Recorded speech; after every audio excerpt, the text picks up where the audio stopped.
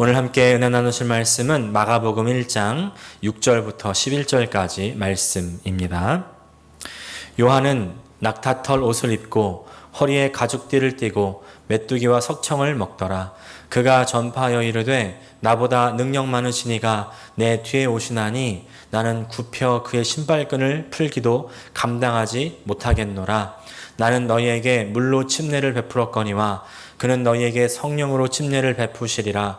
그때에 예수께서 갈릴리 나사렛으로부터 와서 요단강에서 요한에게 침례를 받으시고 곧 물에서 올라오실새 하늘이 갈라짐과 성령이 비둘기같이 자기에게 내려오심을 보시더니 하늘로부터 소리가 나기를 너는 내 사랑하는 아들이라 내가 너를 기뻐하노라 하시니라.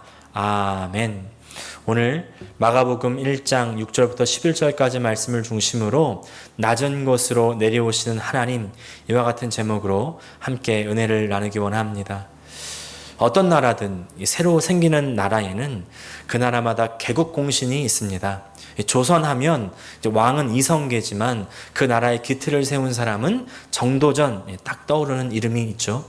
또 고려하면 왕은 왕건인데 그 개국공신으로는 왕건 대신 전산 신순겸이라는 장군을 뽑기도 합니다. 그렇다면 이제 하나님 나라에도 개국공신이 있지 않겠습니까? 혹시 있다고 한다면 이제 오늘 본문에 나오는 이 침례 요한이 아닐까 이렇게 생각을 합니다. 예수님이 왕이 되시는 이 하나님의 나라를 외치면서 소개했던 아주 유일한 사람이었죠.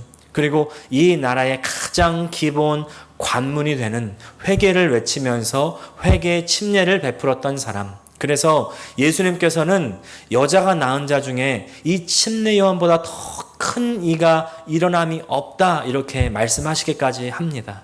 그런데 이 침례 요한이 가장 큰 자라고 하니까 이제 경쟁심이 강한 분들은요, 너무 불합리한 거 아니냐, 내가 침례 요한보다 더 큰 자가 되고 싶은데 길이 없느냐 이렇게 따질 수 있을지도 모르겠습니다. 그 어떤 사람이 사실은 저였습니다.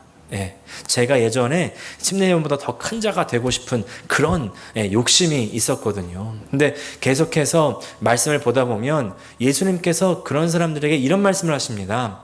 마태복음 11장 11절 보니까 여자가 낳은 자 중에 이제 침례 요한보다 더 큰 자가 없다 이렇게 말씀하시면서 뒤이어서 천국에서는 극히 작은 자라도 그보다 크다. 천국은 내가 누구보다 잘나고 잘하고 뛰어난 것으로 평가받는 곳이 아니라는 것이죠. 하나님께서 시작하시고 만들어주시고 완성시켜 주시는 것, 그것이 믿음입니다. 그리고 그런 사람들이 가는 곳이 바로 천국입니다.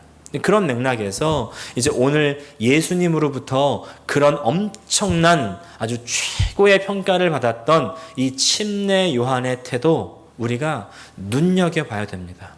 6절과 7절 말씀입니다.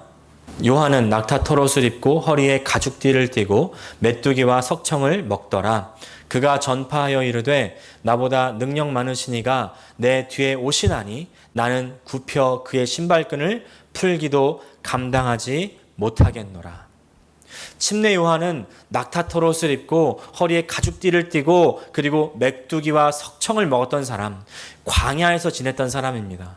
이 모든 것을 한마디로 표현하면 돈도 없고 경제력이 없고 다른 사람들에게 내세울 것이 하나도 없었던 사람, 변변찮은 사람, 그랬던 사람인데 하나님께서 예수님의 오시는 길을 예비하는 사람으로 탁 세우셔서 이제 광야에서 회개하라고, 하나님께 돌아오라고 복음을 외치게 하시는 것입니다. 그때 많은 사람들이 요한에게 몰려들었습니다. 왜냐하면 하나님의 말씀이 그에게 있었기 때문입니다.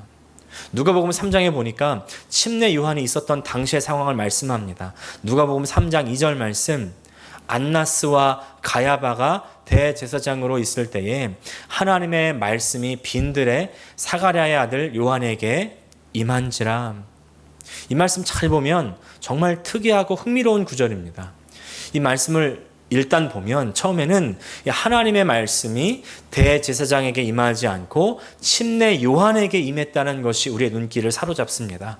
그러나 우리가 대제사장에 대한 부분을 잘 알면 더 재밌는 부분이 있습니다. 그것은 대제사장이 지금 2명이라는 부분입니다. 원래 대제사장은 한 시대에 한 명이 수행하는 직책입니다. 그런데 당시에 대제사장이 2명이었다고 합니다. 이것이 무슨 의미였을까요? 당시에 공식적인 대제사장은 가야바입니다. 근데 실세는 안나스에게 있었습니다. 안나스가 전직 대제사장이고 이제 가야바는 이제 그 후임 대제사장인데 가야바가 사실 안나스의 사위입니다. 예, 안나스가 로마에 의해서 해임되고 나서 그 뒤에 그리고 다음에 이제 가야바가 대제사장의 자리에 오릅니다. 그런데 안나스는 여전히 뒤에 앉아서 대제사장의 권위, 권세를 누리고 있었던 것입니다. 우리가 그것을 알 수 있는 부분이 있는데 예수님께서 십자가에 달리시기 위해 잡히셨을 때에 안나스에게 먼저 신문을 받으십니다. 안나스에게 먼저 끌려갔다가 그 다음에 이제 가야바에게 끌려가는 것을 볼 수가 있습니다. 혼탁한 정치가 난무하는 종교계라는 사실을 우리가 알 수 있는 대목이죠. 그뿐만이 아닙니다. 이 대제사장들은 자신의 재산을 늘리는 것에 관심이 더 많았다는 사람입니다.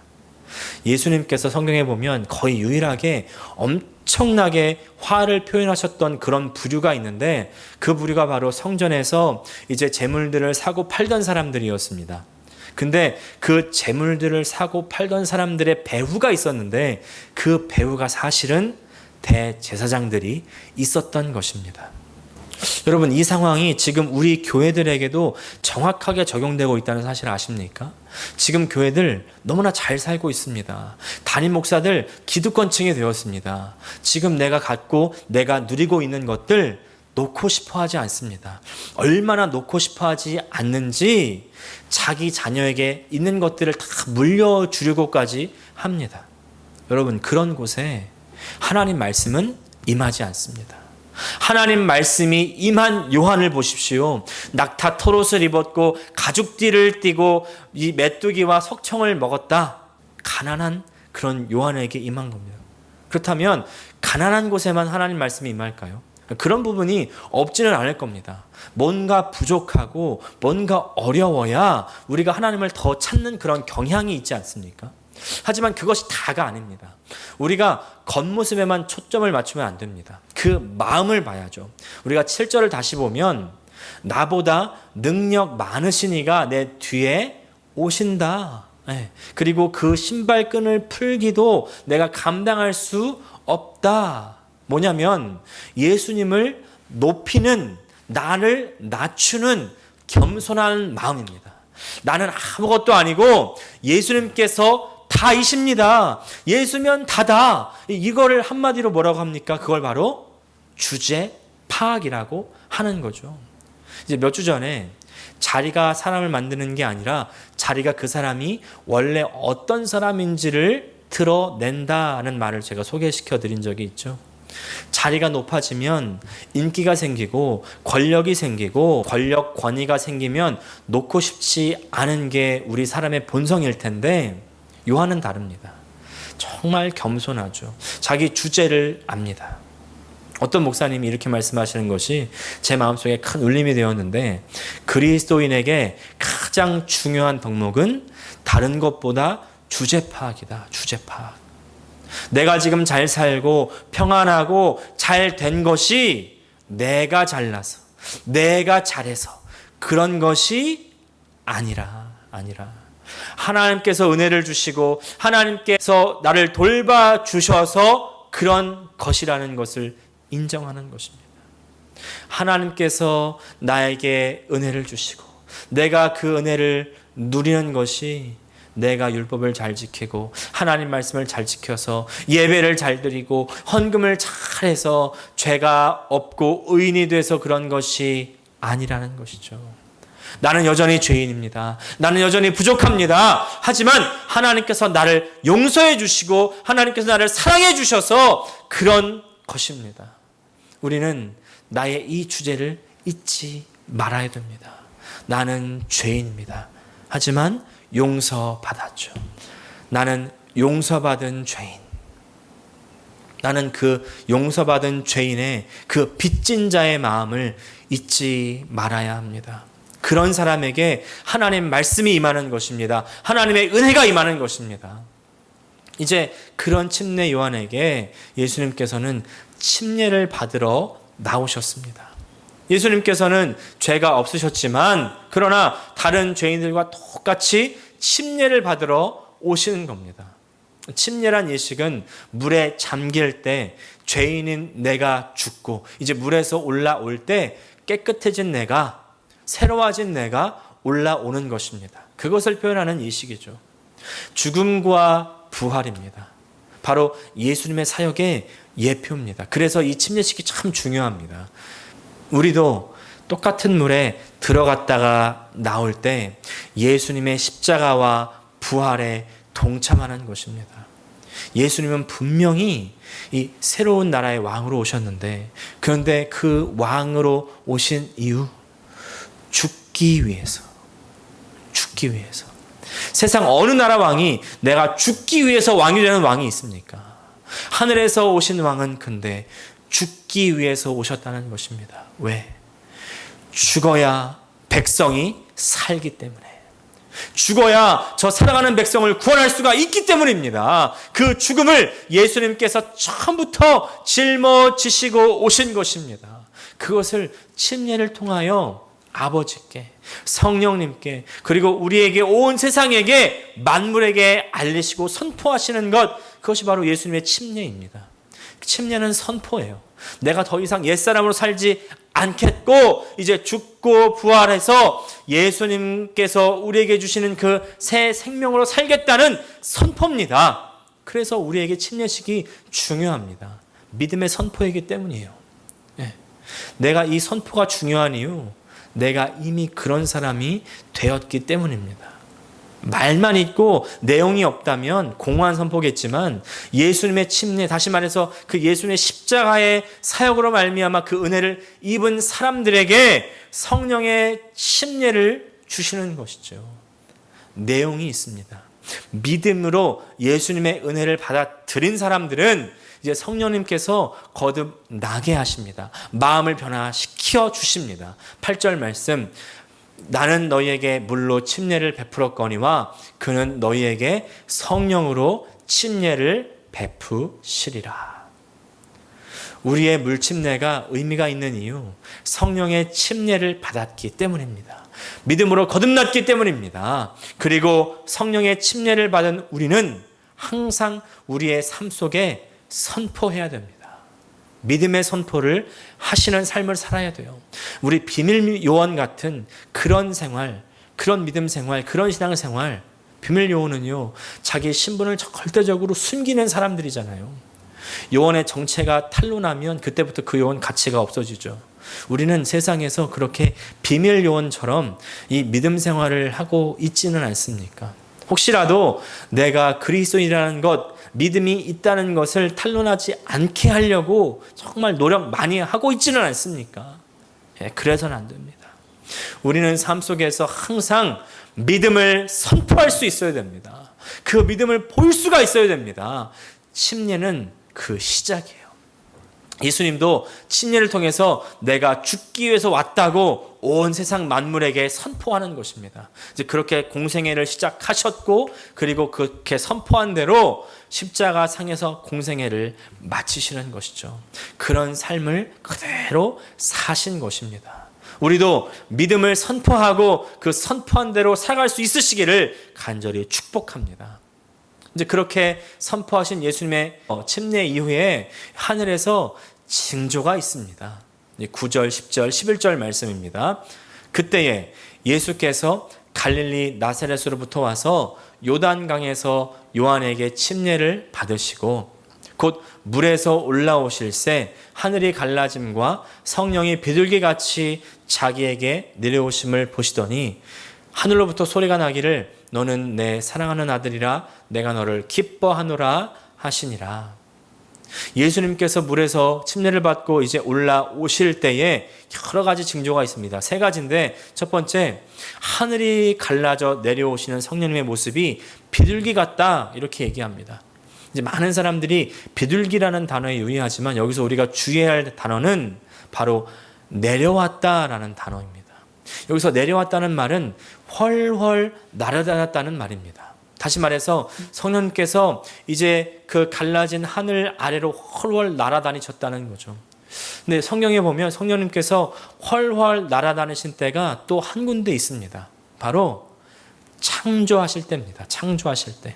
창세기 1장 2절 땅이 혼돈하고 공허하며 흑암이 깊음 위에 있고 하나님의 영은 수면 위에 운행하시니라. 하나님의 영이 수면 위에서 운행하셨다라고 할 때의 단어 라하프는 퍼덕이다라는 뜻이 있습니다. 온 세상을 세우시는 그 창조의 때에 이 세상 위를 그 날개를 펴서 날아다니시던 성령님께서 이제 예수님께서 새로운 나라의 왕으로 오셔서 새로운 나라를 세우시는 그때에 그 새로운 창조의 때에 동일하게 온 세상 위를 날아다니시는 것입니다. 그리고 온 세상을 그의 날개 안에 품어주시는 것이죠. 그리고 하나님께서 말씀하십니다. 그냥 말씀이 아니라 사랑의 말씀이죠. 바로 이 아들을 새로운 하늘나라의 나라, 이 어둠의 자녀들을 구원시키기 위해 생명으로 인도하기 위해 이제 그 나라를 새로 열기 위해서 직접 보낸 내 아들이다 라는 겁니다. 그런데 이때 말씀하시면서 이제 비둘기같이 활짝 날개를 펴고 내려오시는 그때 특이한 것이 있습니다. 개역 개정판에서는 부드러운 표현으로 하늘이 갈라졌다 이렇게 번역했지만 원문에 보면 원문에 쓴 단어 스키조는 쪼개다, 찢는다라는 뜻입니다. 하나님께서 하늘을 찢으시는 것입니다. 이 사실이 정말 중요합니다. 사랑하는 여러분, 우리 신앙의 방향성이 있다는 사실 아십니까? 우리 신앙의 방향성은요, 위에서부터 아래로 내려가는 것입니다. 위에서부터 아래로. 무슨 말입니까? 우리 신앙은 하늘로부터 땅으로 내려오는 겁니다. 하나님으로부터 이 땅 위에 있는 우리에게 내려오시는 것입니다. 우리는 때때로 우리가 뭔가를 해서 이루고 그래서 얻을 수 있다고 생각합니다.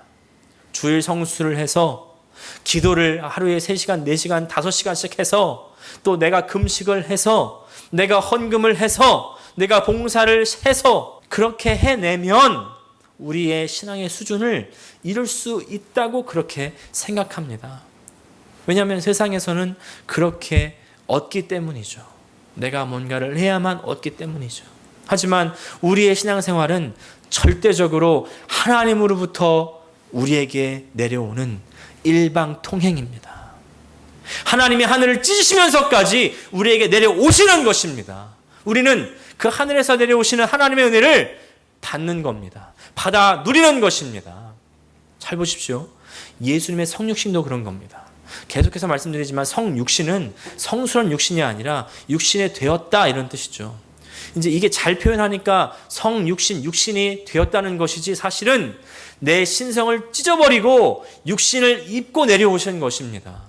무슨 부귀 영화를 누리겠다고 육신을 입으신 것이 아니라 여기서 죽기 위해서 죽으려고 온몸이 찢겨져서 죽으려고 내려온 것이죠. 자신의 신성을 찢어서 육신을 입으신 예수님, 그리고 하늘로 내려오시는 그 예수님, 그리고 예수님께서 십자가에 달리시는 그때 성전의 휘장이 위로부터 아래로 찢어지는 것입니다.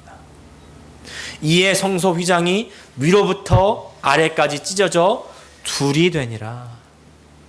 아래로부터 위로 찢어진 것이 아니라 사람이 찢은 것이 아니라 지성소와 성소를 나누었던 이 휘장을 하나님께서 위로부터 아래까지 직접 찢으시면서까지 우리에게 다가오시는 것입니다. 왜?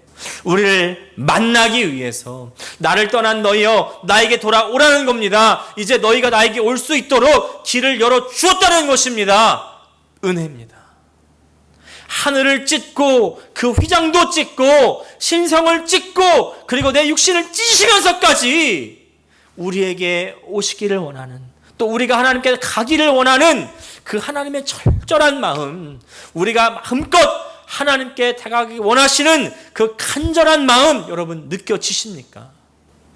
우리만 하나님 앞에 간절한 게 아닙니다. 우리만 하나님 정말 이 기도를 들어주셔야 돼요. 꼭 들어주셔야 됩니다. 그런 간절한 마음, 그건요, 잘못하면 내 적용일 수도 있습니다. 그러나 그런 우리의 간절함보다 사실은 하나님께서 먼저 나보다 훨씬 더 간절하셨다는 사실이죠. 그래서 자신의 신성을 내려놓고 육체를 찢을 정도로 간절하셨다는 것입니다. 그 마음을 깨닫는다면 그 마음 앞에 어느 누가 교만할 수 있겠습니까? 어느 누가 나를 내세울 수 있겠습니까? 우리를 내 중심의 자, 그리고 죄와 죽음으로부터 구원하시기 위해서 이 세상과는 다른 새로운 나라, 새로운 세계, 하늘나라, 그 천국으로 인도하시기 위해서 내려오시는 하나님 앞에, 그분의 간절한 마음 앞에 겸손하게 은혜를 입는 저와 여러분 되시기를 간절히 축복합니다. 이제 한 분을 소개해드리고 오늘 말씀을 마무리하려고 합니다. 이분은 제인 마르제우스키라는 싱어송라이터입니다. 이분의 본명보다는 나이트버드라는 예명으로 더 잘 알려져 있습니다.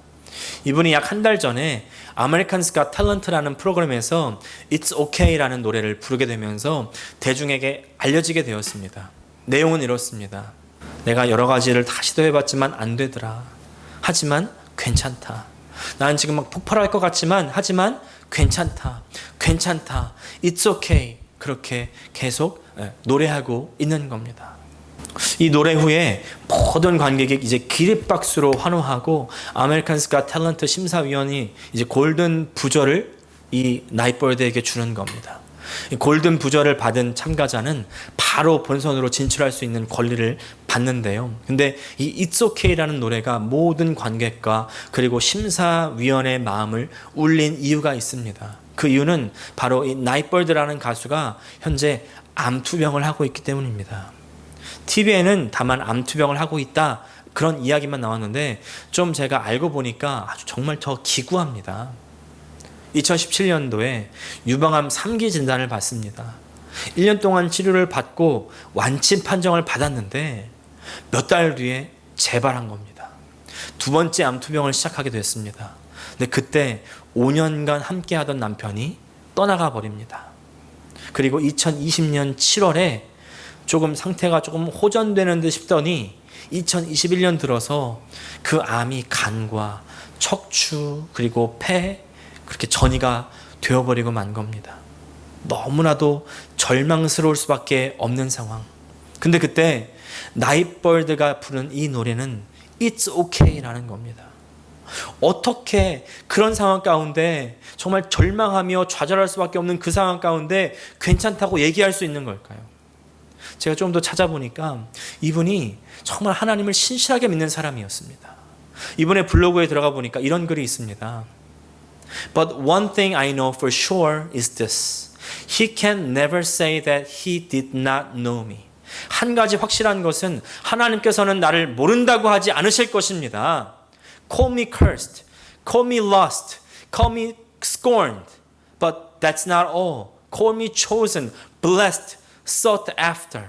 나를 저주받았다고, 하나님이 나를 잊으셨다고 경멸을 당하는 사람이라고 불러도 좋습니다. 하지만 그것이 다가 아닙니다. 나를 택함받은 자로 불러주십시오. 나를 복받은 자로 불러주십시오. 하나님께서 찾으시는 자라고 나를 불러주십시오. Call me the one who God whispers his secrets to. I am the one whose belly is filled with loves of mercy that were hidden for me. 하나님께서 비밀을 속삭이는 자라고 불러주십시오. 저는 저를 위해서 숨겨진 그 국륜의 빵으로 배가 부른 사람입니다. Even on days when I am not so sick, sometimes I go lay on the mat in the afternoon light to listen for him. 내가 아프지 않았을 때에도 나는 가끔씩 오후에 바닥에 누워, 매트에 누워 하나님께 귀를 기울입니다. I know it sounds crazy and I can't really explain it, but God is in there even now. 정신 나간 소리로 들을 수도 있지만, 그리고 설명할 수도 없지만 하나님은 거기에 계십니다. 지금도 계십니다. I have heard it said that people can't see God because they won't look low enough. And it's true. 저는 사람들이 밑을 바라보지 않아서 하나님을 보지 못한다는 말을 들었습니다. 그것은 사실입니다. Look lower. God is on the bathroom floor. 밑을 보십시오. 하나님께서는 화장실 바닥에 계십니다.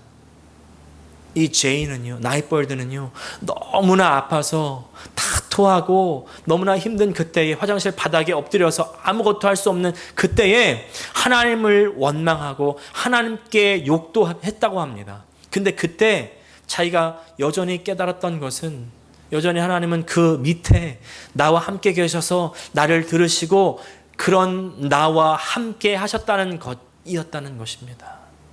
하나님께서는 우리가 가장 낮아져 있는 그곳으로 이미 내려오셨습니다.